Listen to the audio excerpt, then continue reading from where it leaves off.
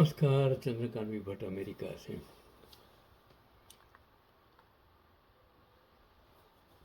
देश आज़ाद तो हुआ, इन युवानों, छोटे बड़े बच्चे, बुजुर्ग तन मन धन से कोई फांसी के माचड़े पड़े तो किसी ने लाठियां खाई, किसने गोली खाई, आपको आज़ादी दिलवा दी। भीष्म साहनी द्वारा रचित उपन्यास तमस 1974, भारत विभाजन के समय 1947 पंजाब में फैले सांप्रदायिक दंगों का खौफनाक चित्रण है। यह कहानी दिखाती है कि कैसे सांप्रदायिक और नफरत मानवीय संवेदनाओं को खत्म कर देती है, जो आज भारत में हो रहा है। मुझे ये वीडियो बनाने की नौबत इसलिए आई कि आज भारत में जिस नफरती राजकारण ने लोगों की सोच बदल दी है, युवाओं को अंदर से खोखला कर दिया है, जहरीला बना दिया है, उसको शिक्षा, स्वास्थ्य, बेरोजगारी, महंगाई की बजाय उनको धार्मिक ध्रुवीकरण की ओर इतना खदेड़ दिया है। और एक इंसान उसके भाषण में से नफरत का जहर जो हर रोज टीवी मीडिया पर और एंकर्स उसको बढ़ावा दे रहे हैं, तब दर्दनाक है। तो और इसी वजह से आम जनता को हिंसा की आग में झोंक देती है, जिसने पूरे देश को हिलाकर रख दिया था। दंगों का उसमें यथार्थ चित्रण था। यह उपन्यास सांप्रदायिक हिंसा के 5-6 दिनों में भीषण दृश्य प्रस्तुत करता है। अमानवीयता का प्रदर्शन वो तमस मानवीय संवेदना के पतन और नफरत के भयानक रूप में उजागर करता है। तो उसका लेखक है भीष्म साहनी। और तमस वो अंधेरा जिसने पूरे देश की नींद उड़ा दी थी। और 1988 में जब गोविंद नहलानी ने भीष्म साहनी के उपन्यास पर मिनी सीरीज बनाई तो देश में हंगामा मच गया था।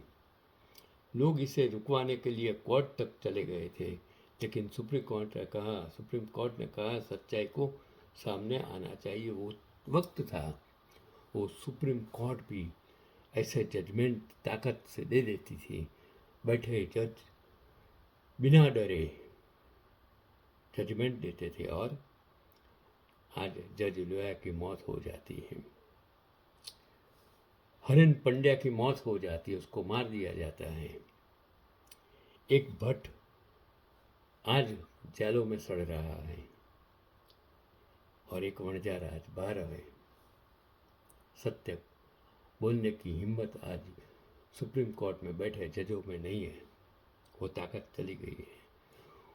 वो ऐसे पंखी हैं चर्चिल की भाषा में कि जिसके पंख निकाल दिए गए हैं और सरकार दाने डालती है, उसके पीछे ये भागते हैं खाना खाने के लिए।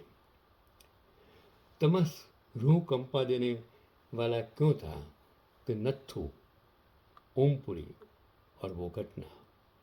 कहानी की शुरुआत की एक दिल दहला देने वाली घटना से होती है कि नत्थु ओमपुरी एक गरीब चर्मकार, जिसे धोखे से एक सुअर मारने के लिए कहा जाता है, उसे नहीं पता कि उनका यह काम शहर में दंगे भड़काने के लिए इस्तेमाल किया जाएगा।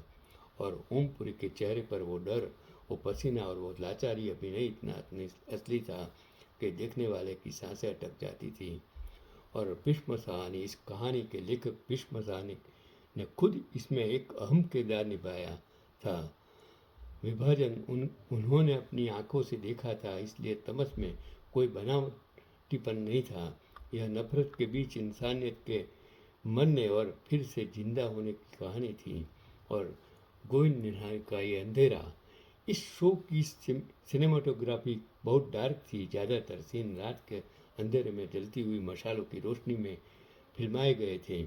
सायरन की आवाज़, भागते हुए लोग और वो सन्नाटा यह सब बहुत डरावना लेकिन सच था।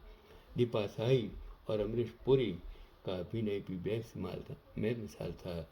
तमस ने उन्हें सिखाया कि जो लोग इतिहास से नहीं सीखते वे वह उसे दोहराने के लिए मजबूर होते हैं। और वही चीज़ मैंने 2000 में गुजरात के राइट्स में देखी थी, 2002 के राइट्स में। जो चेहरा बनाया था, जिस प्रकार के लूटपाट हो रही थी, वो सरकार अगर इसमें नहीं होती मिली भगत तो हो ही नहीं सकता था।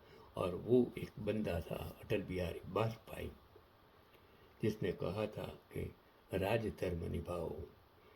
लेकिन वो राज धर्म अगर उस टाइम निभाया होता तो आज के भारतीय इतिहास में जो लोग सत्ता में बैठकर जो जहर फैला रहे हैं वो जहर नहीं फैलाते।